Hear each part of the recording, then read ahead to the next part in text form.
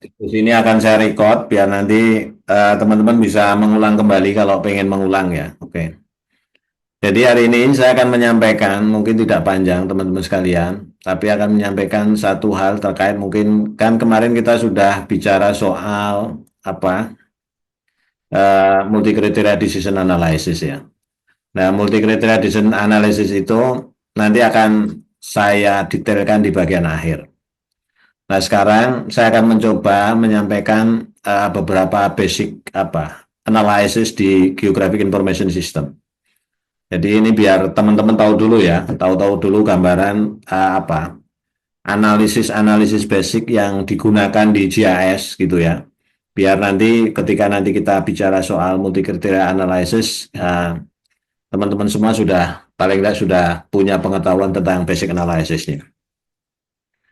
Saya tidak harus menuntut teman-teman harus bisa program GIS ya. Kalau pengen tahu ya silahkan. Kalau tidak juga nggak apa-apa. Yang penting mindset GIS-nya itu bisa bisa masuklah ke otak kalian masing-masing.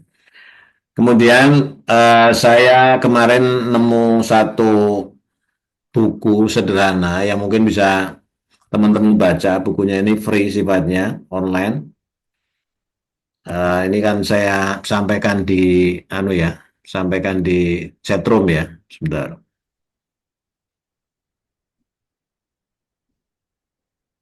Nah, ini mungkin sudah saya sampaikan di chatroom. Ini mungkin nanti bisa jadi bahan bacaan teman-teman kalau sambil menunggu buka puasa gitu ya.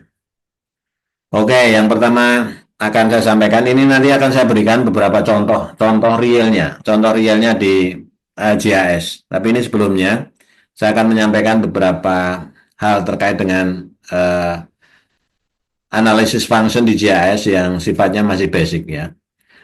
Utamanya itu ada 4 kriteria atau 4 kategori umum analisis di GIS fungsinya ya. Yang satu adalah pertama retrieval, kemudian classification dan pengukuran measurement ya. Nah, hari ini saya mau membicarakan satu hal ini aja. Jadi retrieval, classification dan pengukuran. Kemudian sisanya ada overlay analysis, mungkin bahasa Indonesianya orang menyebutnya biasanya tumpang susun gitu. Kemudian neighborhood analysis dan connectivity. Jadi secara umum itu sebenarnya ada 4 kategori analysis di GIS ya. Ada basic functionnya itu ada, seperti itu. Nah, nanti biasanya kemudian dikembangkan menjadi macam-macam ya terkait dengan analisis itu. Nah, kemudian kalau terkait dengan multi kriteria analysis, mungkin nanti banyak terkait dengan overlay atau tumpang susun analisis ya. Ini.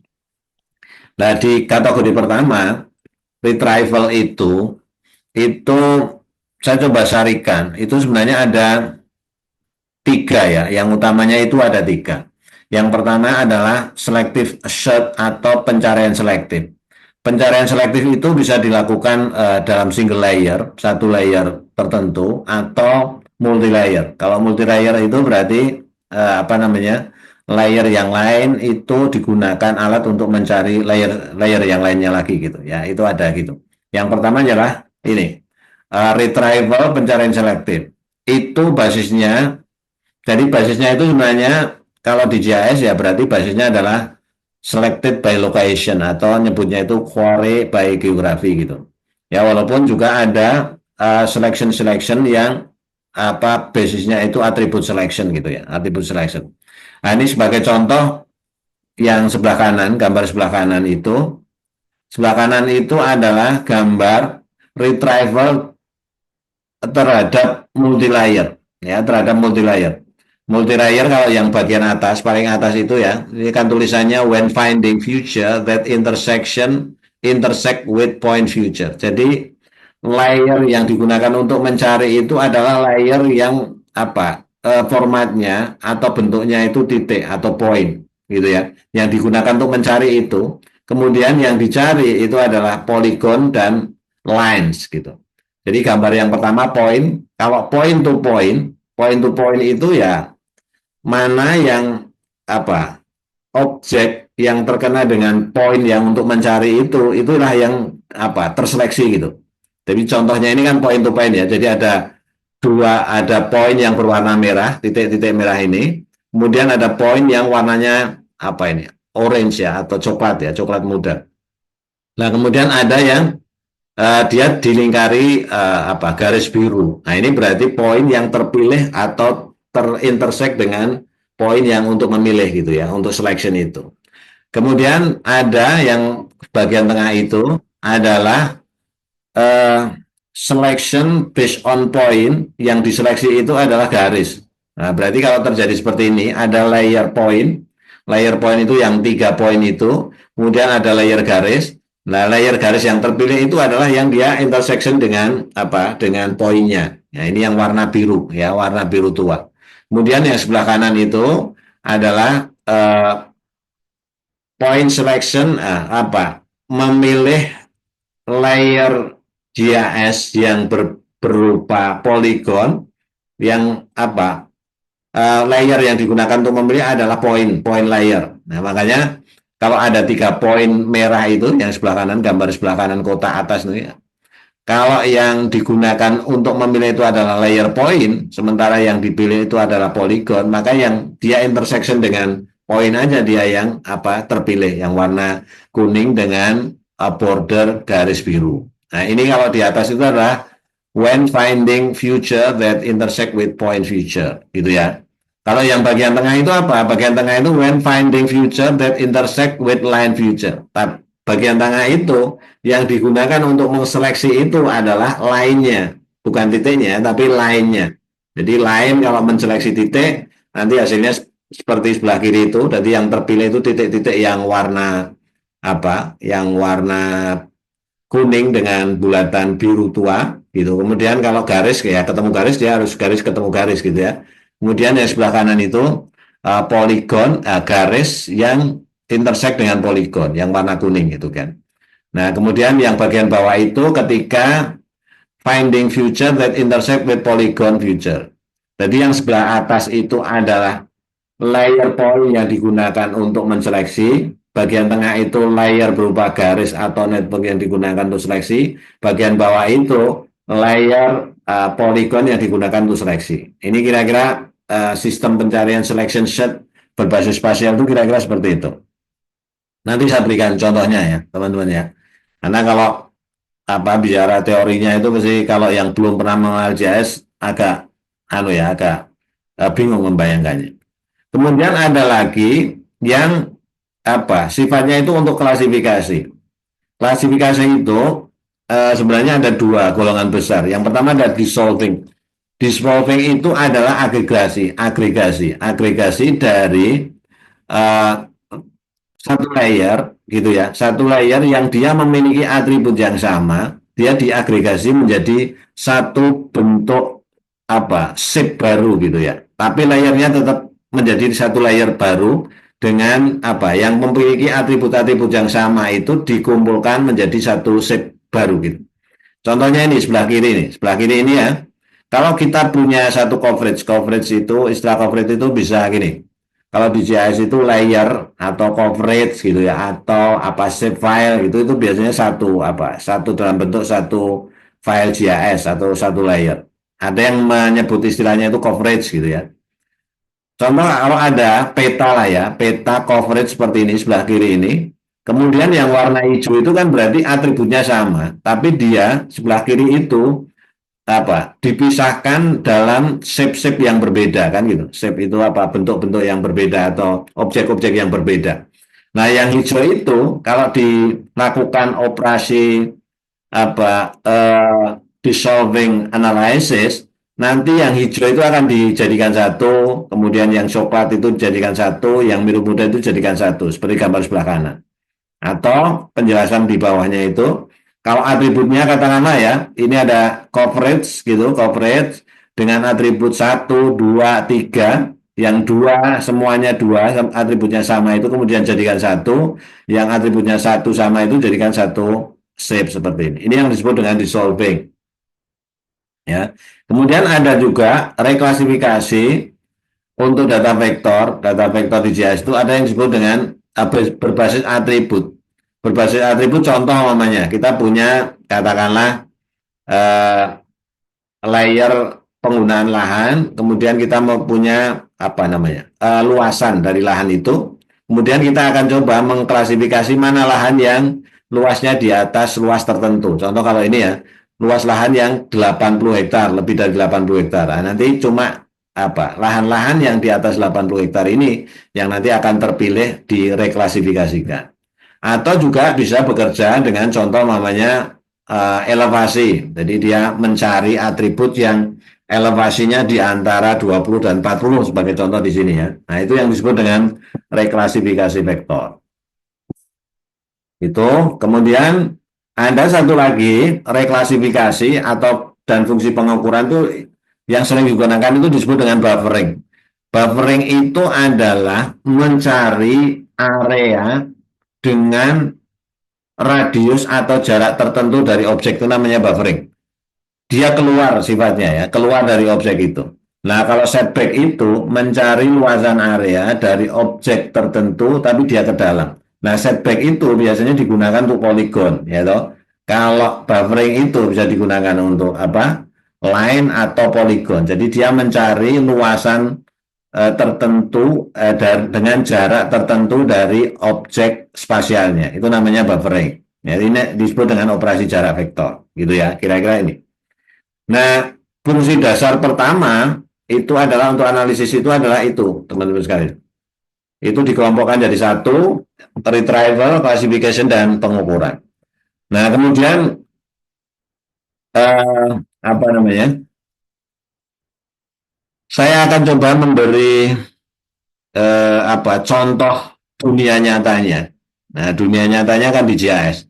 Jadi ini ya, dunia nyatanya kalau nanti menggunakan, saya menggunakan ArcGIS 10.3 kalau nggak salah ya.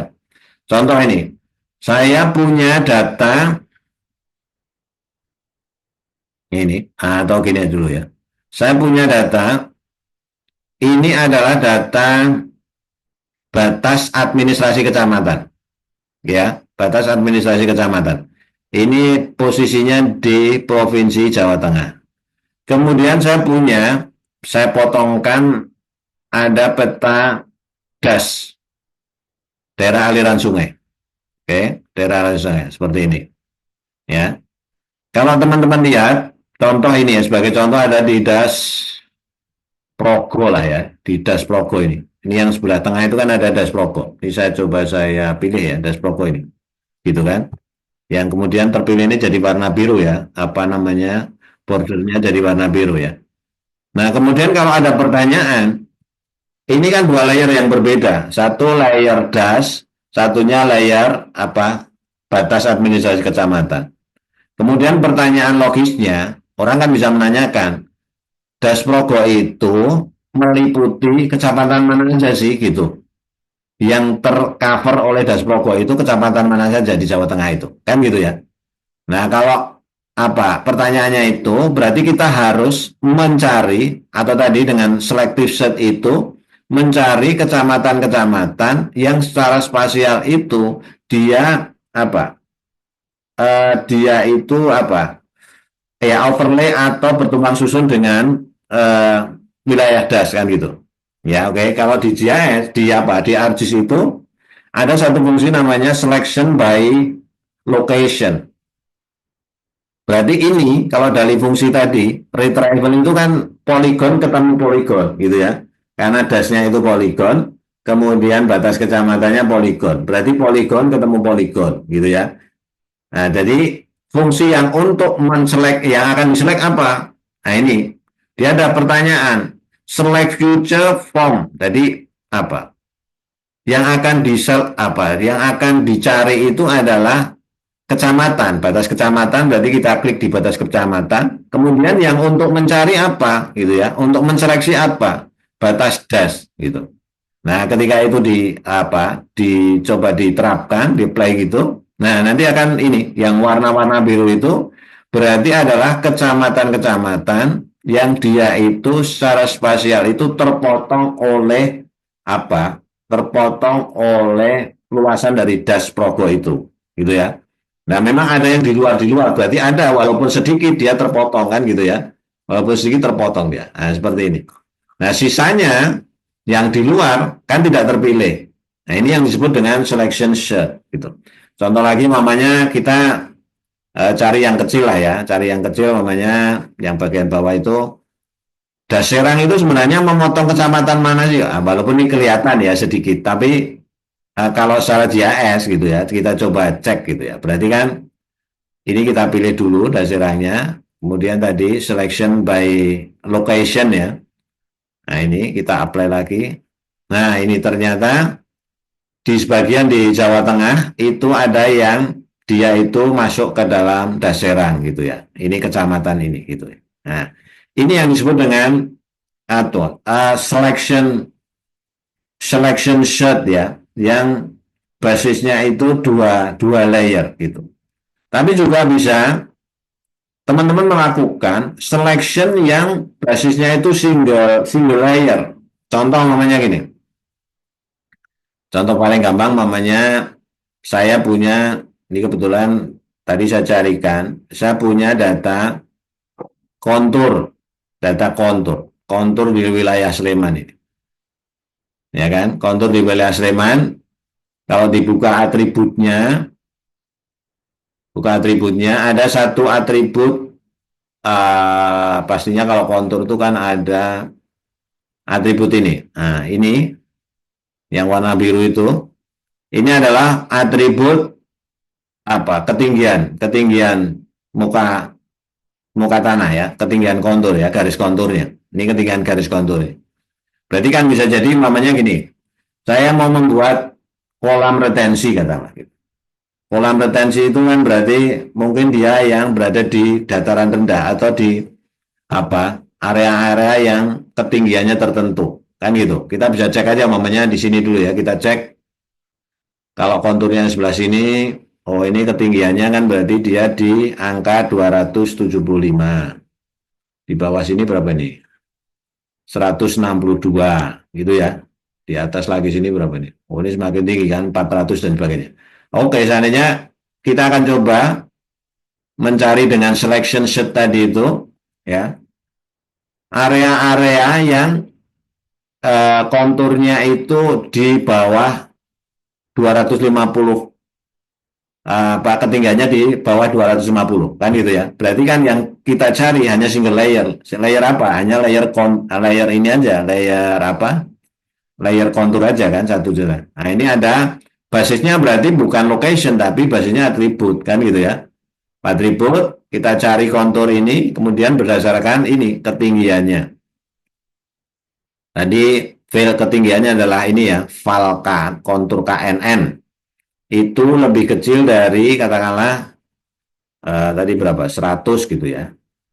Lebih kecil dari jangan 100 lah ya, 250 lah. Itu ketika sudah di apa formulasikan seperti itu. Oh, sebentar ya ada yang salah sebentar. Kita cek dari unitnya aja.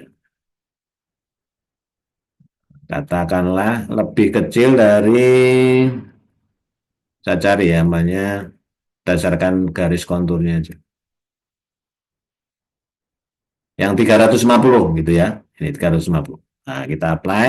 Nah, ini adalah garis-garis kontur yang di bawah 350 atau lebih kecil lagi namanya. Lebih kecil lagi namanya 150 gitu ya. Kita apply.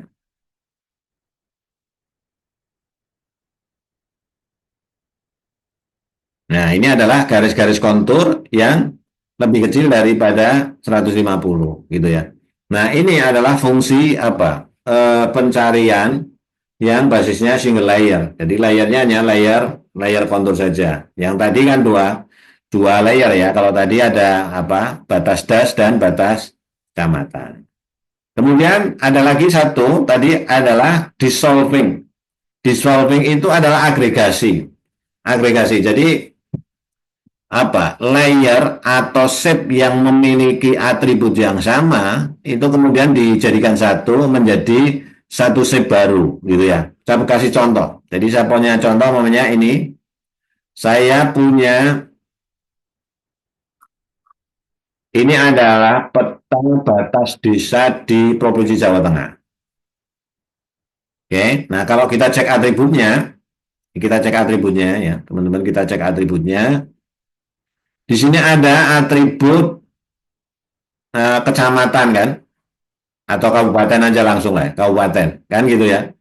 Berarti per desa itu ada atribut kabupatennya juga, kemudian ada atribut provinsinya. Nah, kita akan mencoba menggabungkan sip-sip yang memiliki atribut kabupaten yang sama itu menjadi satu. Jadi kita nanti akan punya satu layer baru, layer dengan apa? Batas kabupaten, tapi bukan batas desa, tapi dia di dissolving dari data batas desa kan gitu ya. Jadi setiap apa sip batas desa itu dia memiliki atribut kabupaten kan. Nah, atribut kabupaten itu yang memiliki atribut kabupaten yang sama akan kita dissolve menjadi satu. Nanti akan muncul baru apa satu layer, bentuknya itu adalah layer batas kabupaten gitu ya, kira-kira seperti itu. Nah, ini kalau di ArcGIS atau ArcMap ini fungsinya di sini ya, ada dissolving gitu. Kemudian kita pilih apa? Bentar. Di yang akan di dissolve mana? Maunya ini ya. Ini ya biasanya agak lama memang ya. Lama memang kalau apa sambil online itu eh, menggunakan Zoom itu mesti yang lain itu jadi agak pelan gitu ya. Oke, itu. Kemudian dia akan muncul atribut-atributnya kan, atribut-atribut dari layer yang akan kita dissolve. Nah, kita kan akan mendissolve itu kan kabupaten ya. Jadi apa? Agregasinya itu di kabupaten. Berarti kita yang kita pilih kabupaten, mungkin provinsinya dimasukkan juga ya. Nah, ini ketika kita oke kan, nanti akan muncul layer baru. Ya, oke ini lagi proses, sebelah kanan bawah ini lagi sedang proses. Kita tunggu.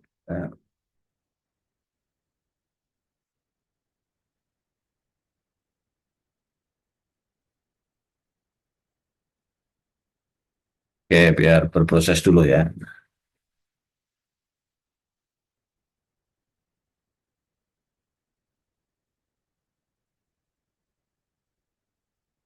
Sampai ya, bagian bawah itu ada keterangan dissolve itu nanti akan selesai, kemudian akan muncul satu layer baru.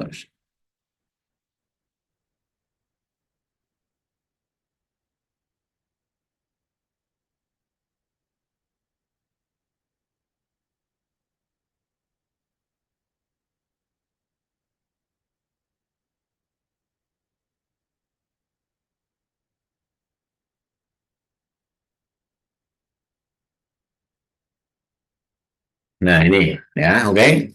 Nah ini jadi muncul layer baru dengan apa batas kabupaten kan gitu. Ya ini yang namanya dissolving. Jadi atribut-atribut yang sama yang tadi ada di layar kecamatan itu, kemudian dia akan digabung menjadi satu shape atau objek baru. Nah, itu namanya dissolving. Nah, itu klasifikasi, dia basisnya itu adalah hierarchy classification gitu ya. Jadi level yang paling apa paling detail, kemudian diagregasi gitu ya. Oke, nah ini contoh dari dissolving.